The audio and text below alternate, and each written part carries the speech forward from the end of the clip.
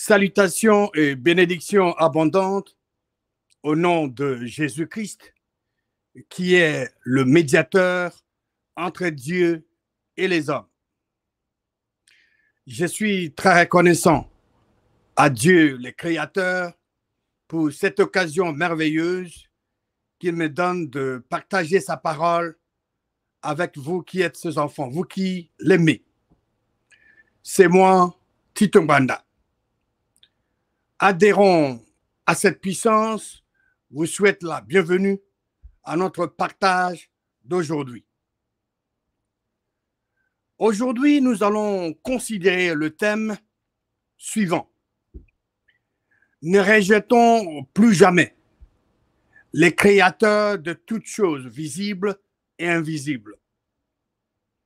Ne rejetons plus jamais les créateurs de toutes choses visibles et invisibles. Nous irons dans la parole de Dieu pour examiner les Écritures par rapport à ce thème. Si nous voulons que le Créateur de toutes choses nous délivre de la main de nos ennemis, cessons de le rejeter, revenons à lui et laissons-le régner sur nous et sur notre pays, ou notre nation. Pourquoi? Il y a plusieurs raisons. Parce que le Créateur de toutes choses, visibles et invisibles, est le seul et unique vrai Dieu. Sa puissance est infinie et incomparable. Le seul et unique vrai Dieu est le Créateur des cieux, de la terre, de la mer et de tout ce qui s'y trouve.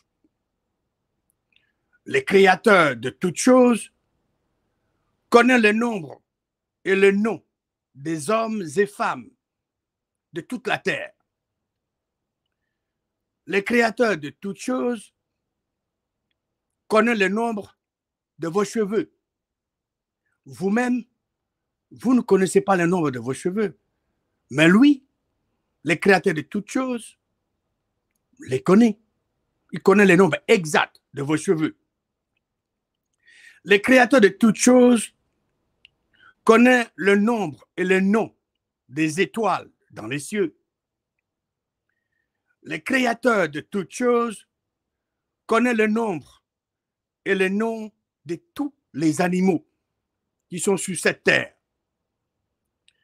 Le Créateur de toutes choses connaît le nombre et le nom de tous les oiseaux de toute la terre.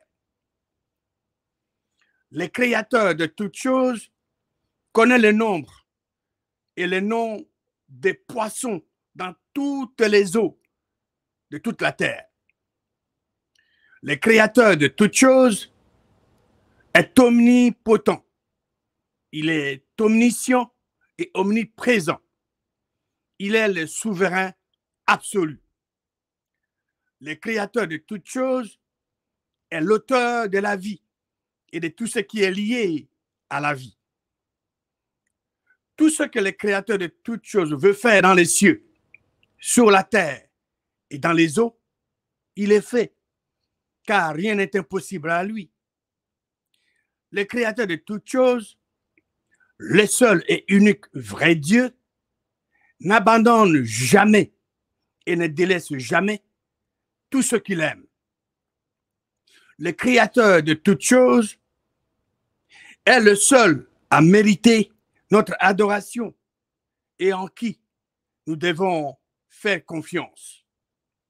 C'est pourquoi cessons de rejeter notre Créateur et revenons aux principes et vérités immuables de sa parole pour gouverner et laisser notre Créateur régner sur nous et notre nation. Les enfants d'Israël étaient sous l'esclavage en Égypte durant 430 ans. Ils étaient opprimés par les Égyptiens.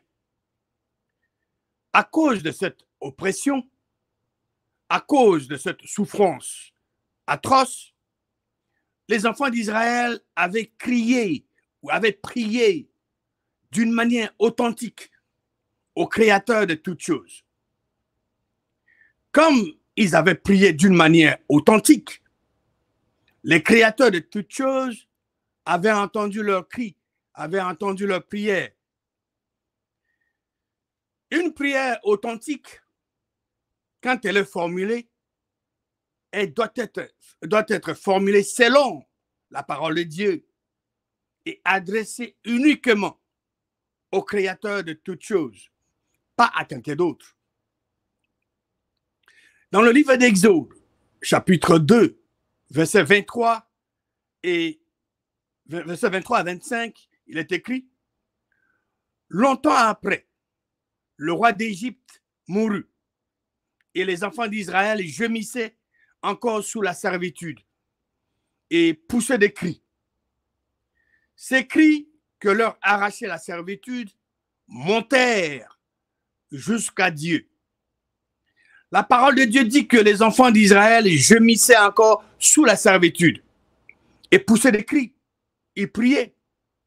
Ces cris ou ces prières, ces cris, selon la parole de Dieu ici, que leur arrachait la servitude montaient jusqu'à Dieu. Les cris ou les prières des enfants d'Israël montaient jusqu'à Dieu le Créateur. Verset 24. Dieu le Créateur entendit leur gémissement et se souvint de son alliance avec Abraham, Isaac et Jacob. Les créateurs de toutes choses avaient entendu le gémissement des enfants d'Israël et ils s'étaient souvenus de son alliance avec Abraham, Isaac et Jacob. Les créateurs de toutes choses n'oublient jamais son alliance ou ses engagements. Le Créateur de toutes choses honore toujours tout ce qu'il a dit ou promis dans sa parole, quand les gens croient. Verset 25 d'Exode, chapitre 2. La parole, il est dit au verset 25, Dieu regarda les enfants d'Israël et il en eut compassion. Dieu est Dieu de compassion. Il est écrit, la parole de Dieu dit que les créateurs de toutes choses regardant les enfants d'Israël, et il eut compassion d'eux. Exode chapitre 3, lisons le verset 7 et 8. Verset 7. L'Éternel dit, j'ai vu, ici l'Éternel Dieu s'adressait à Moïse, son serviteur. L'Éternel dit, j'ai vu la souffrance de mon peuple qui est en Égypte et j'ai entendu le cri ou les prières. J'ai entendu les cris que lui font pousser ses oppresseurs, car je connais ses douleurs. Les enfants, comme je l'avais dit tout au début, les enfants d'Israël étaient sous l'esclavage. Ils étaient opprimés. Cette oppression, cette souffrance atroce avait poussé les enfants d'Israël à crier, à prier l'Éternel. Le Créateur de toutes choses avait vu la souffrance de son peuple qui était en Égypte. Et il avait entendu le cri que lui faisait pousser ses oppresseurs, car les créateurs de toutes choses connaissaient leur douleur. Verset 8. Je suis descendu. Dans le chapitre 2, Dieu a dit qu'il était descendu. Ici, ça l'établit au chapitre 3.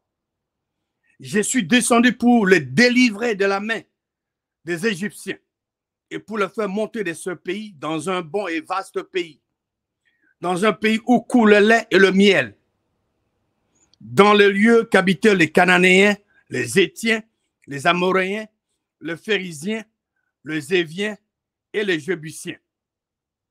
Le Créateur de toutes choses dit qu'il était descendu pour les délivrer de la main des Égyptiens.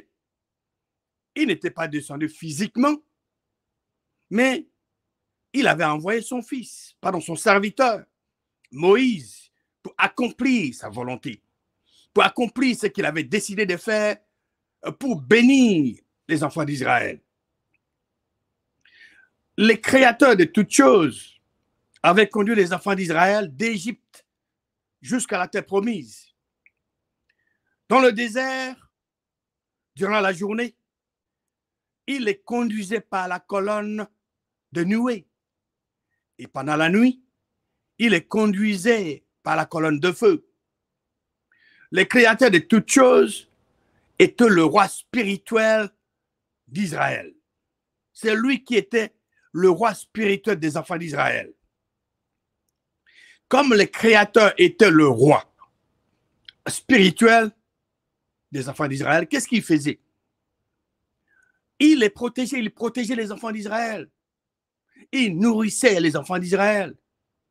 Il combattait pour les enfants d'Israël. Il faisait toutes ces choses. Avec l'aide de créateurs, avec son aide, son appui, son intervention, les enfants d'Israël avaient vaincu environ 33 royaumes et ils ont occupé la terre promise. Mais les enfants d'Israël se laissèrent influencer par les nations païennes qui les entouraient et demandèrent un roi physique en lieu et place de l'Éternel Dieu qui était leur roi spirituel. Et ils ont oublié tous les bienfaits que les créateurs de toutes choses avaient accomplis pour eux. Les enfants d'Israël avaient préféré un homme. D'où vient l'homme? C'est Dieu, le créateur, qui l'a créé.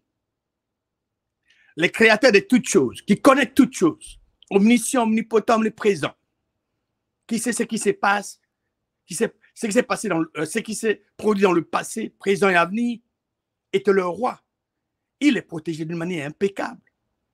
Mais l'homme, les enfants d'Israël ont préféré un être humain, un roi physique, au lieu de le laisser régner sur eux. Et le créateur de toutes choses, tout puissant, qui fait des choses grandes et insondables et des merveilles sans nombre, était abandonné. Les enfants d'Israël l'ont mis de côté. Ils ont préféré un homme qui ne connaît pas les jours où il va mourir. Un homme qui ne connaît pas le nombre de ses cheveux. Un homme qui ne connaît pas ce qui va arriver dans une seconde. Mais les enfants d'Israël, comme ils étaient entourés par des nations païennes, ils ont été influencés. Ils ont voulu avoir le roi physique au lieu de rester fidèles à leur roi spirituel qui était le créateur de toutes choses. Et qu'est-ce qu'ils ont fait? Les enfants d'Israël étaient partis voir le prophète Samuel. Vous vous rappellerez, je venais de vous le dire, Dieu le créateur de toutes choses était le roi spirituel. Il ne dirigeait pas, il n'était pas descendu physiquement pour le diriger, mais le créateur de toutes choses dirigeait les enfants d'Israël à travers, d'abord par Moïse, Josué, à travers les prophètes et le juge. Ici, ils sont allés voir Samuel et lui avaient demandé ce qui est écrit dans le livre de Samuel. Allons dans le livre de Samuel, chapitre 1. Pardon, allons dans le livre de 1er Samuel, chapitre 8. 1 Samuel 8. Dans 1 Samuel, chapitre 8, verset 4, il est écrit, 4 à 8, on va lire ça. Tous les anciens d'Israël s'assemblèrent et vinrent auprès de Samuel à Rama. Le prophète Samuel était à Rama. Verset 5. Ils lui dirent, ce sont les anciens d'Israël qui disent au prophète, voici tu es vieux et tes fils ne marchent point sur tes traces. Maintenant, établis sur nous un roi pour nous juger, comme il y en a chez toutes les nations. Ils ont vu les nations païennes. Ces nations étaient dirigées par des rois physiques. Ce sont ce roi-là qui les jugeait, qui combattait pour eux. Mais nous voyons je venais de vous dire que Dieu, le Créateur, combattait pour les enfants d'Israël. C'est lui qui pourvoyait aux besoins d'Israël. Mais non, il rejette Dieu, il demande un roi physique. Alors, quelle était la demande des enfants d'Israël au prophète Samuel? Les anciens d'Israël ont dit à Samuel, établis sur nous un roi pour nous juger. Comme il y en a chez toutes les nations. Le Créateur est le vrai juge. Ça, vous le savez. Il ne fait point exception de personne. Il est le Dieu de justice. Il jugeait les enfants d'Israël avec justice à travers le prophète et le juge. Maintenant, ils ne veulent plus de Dieu juste. Ils ne veulent plus de Dieu de justice. Ils préfèrent un homme que Dieu a créé pour le juger au lieu de créateur de toutes choses. Verset 6. Le prophète Samuel vit avec déplaisir qu'il disait, donne-nous un roi pour nous juger. Et qu'est-ce que Samuel a fait? Samuel pria à l'Éternel. Donc, Samuel a reconnu que ce n'est pas lui qui était le roi spirituel d'Israël. Il reconnaissait que c'est le Créateur qui était le roi des enfants d'Israël. Et maintenant, les enfants d'Israël ne veulent plus de lui. Et qu'est-ce qu'il lui demande de leur établir un roi physique? Qu'est-ce que Samuel fait? Le prophète Samuel va chez le Père Céleste, va chez Dieu le Créateur, qui est le roi, pour lui communiquer leur demande. Il est dit que je venais de lire que Samuel vit avec des plaisirs qui disait donne-nous un roi pour nous juger, et Samuel pria à l'Éternel. Donc cette demande des enfants d'Israël n'avait pas plu au prophète Samuel. Et comme Samuel savait que c'est le Créateur qui était le roi spirituel, Samuel était allé à Dieu, le Créateur, et il lui a fait connaître la demande des enfants d'Israël. Et quelle était la réaction de Dieu, le Créateur, de toutes choses, à cette demande des anciens d'Israël? Quelle était sa réaction? Qu'est-ce qu'il avait dit au prophète Samuel? Verset 7. Suivez très bien la réponse de l'Éternel Dieu au prophète Samuel à la demande des anciens d'Israël. Verset 7. L'Éternel dit à Samuel, écoute la voix du peuple dans tout ce qu'il te dira, car ce n'est pas toi qui le rejette, c'est moi qui le rejette, afin que je ne règne plus sur eux. Le Créateur de toutes choses dit à Samuel, dit au prophète Samuel d'écouter la voix du peuple dans tout ce qu'il lui dira.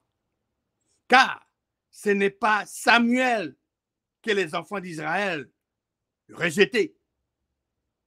Il dit, c'est moi, le Créateur de toutes choses, qui le rejette. Pour quel but? Afin que je ne règne plus sur eux. C'était un choix insensé. C'était une grosse erreur des enfants d'Israël de préférer un homme à la place de notre Créateur. Et c'est ce qui s'est fait aujourd'hui. Les nations du monde ont rejeté les créateurs, leurs créateurs, et ils ont préféré des hommes qui ne connaissent même pas le nombre de leurs cheveux. Le Créateur de toutes choses dit à Samuel d'écouter la voix du peuple. Voilà. Et qu'est-ce qui va se passer? Nous allons voir ici que l'homme de Dieu va communiquer la volonté de Dieu aux enfants d'Israël. Je voudrais souligner quelque chose de très important ici. Par leur choix de libre arbitre, les enfants d'Israël avaient décidé de rejeter leur Créateur, qui connaît toutes choses, qui est tout puissant, qui combattait pour eux, qui le nourrissait. Ils ont décidé par leur choix de libre arbitre de rejeter les créateurs afin que le seul et unique vrai Dieu ne règne plus sur eux. En rejetant les créateurs de toutes choses, les enfants d'Israël avaient subi des conséquences néfastes de leur acte insensé de rejeter leur roi spirituel. La parole de Dieu donne beaucoup de détails sur toutes ces conséquences subies par les enfants d'Israël pour avoir rejeté leur Dieu, leur roi spirituel. C'est pourquoi ne commettons plus cette grosse erreur qu'avaient commis les enfants d'Israël. Acceptons que les créateurs de toutes choses soient impliqués dans tout ce que nous faisons dans notre vie de tous les jours, nous-mêmes, pour nous-mêmes et pour notre nation. C'est pourquoi nous vous exhortons de revenir à notre Créateur et d'accepter qu'il devienne notre roi spirituel, comme il avait été pour les enfants d'Israël et avait combattu pour eux, les avait nourris, les avait protégés. De par notre choix de libre arbitre, nous pouvons aujourd'hui accepter que le Créateur de toutes choses devienne notre roi spirituel et qu'il règne sur nous et notre nation. Le Créateur de toutes choses continue à donner sa réponse relative à la demande des enfants d'Israël au prophète Samuel. Il dit au verset 8, ils, se référant aux enfants d'Israël, ils agissent à ton égard comme ils ont toujours agi depuis que je les ai fait monter d'Égypte jusqu'à ce jour. Ils, les enfants d'Israël, m'ont abandonné pour servir d'autres dieux. Le Créateur de toutes choses dit au prophète Samuel ce que les enfants d'Israël ont fait. Qu'est-ce qu'ils ont fait en rejetant Dieu, en préférant l'homme? Qu'est-ce qu'ils ont fait? Les enfants d'Israël ont abandonné Dieu le Créateur. Et en abandonnant Dieu le Créateur, qu'est-ce qu'ils ont fait? Ils sont allés servir d'autres dieux.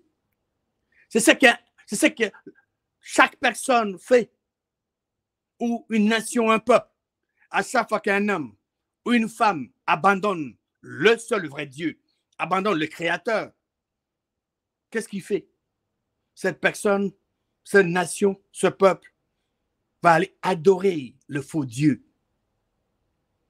Et c'est le plus grand péché qu'un homme peut commettre. Adorer d'autres dieux que le vrai Dieu. Et en adorant le faux Dieu, il y a toujours des conséquences néfastes. Donc, nous voyons ici que l'homme a deux alternatives. Soit vous adorez le vrai Dieu, soit vous adorez le faux Dieu, parce qu'il y a deux dieux dans ce monde. Le vrai Dieu, le créateur des cieux, de la terre, de la mer, de tout ce qui s'y trouve, et les dieux de ce monde, appelés Satan, diable, Lucifer, voleur, serpent ancien, il a plusieurs noms. Donc, nous ne devons pas abandonner le vrai Dieu pour aller servir d'autres dieux. Il n'y a pas une position alternative. Chaque fois que l'homme abandonne Dieu, une nation abandonne le vrai Dieu, un peuple abandonne le vrai Dieu, c'est pour aller adorer d'autres dieux. C'est ça que Dieu le dit ici. N'abandonnons plus notre Créateur pour aller servir d'autres dieux. Lui seul mérite notre adoration. Ne rejetons plus jamais le Créateur de toutes choses visibles et invisibles. Si nous voulons réellement que le Créateur de toutes choses nous délivre de la main de nos ennemis, cessons de le rejeter. Revenons à lui et laissons-le régner sur nous et sur notre nation. Que le seul et unique vrai Dieu vous bénisse abondamment au nom triomphant de Jésus-Christ.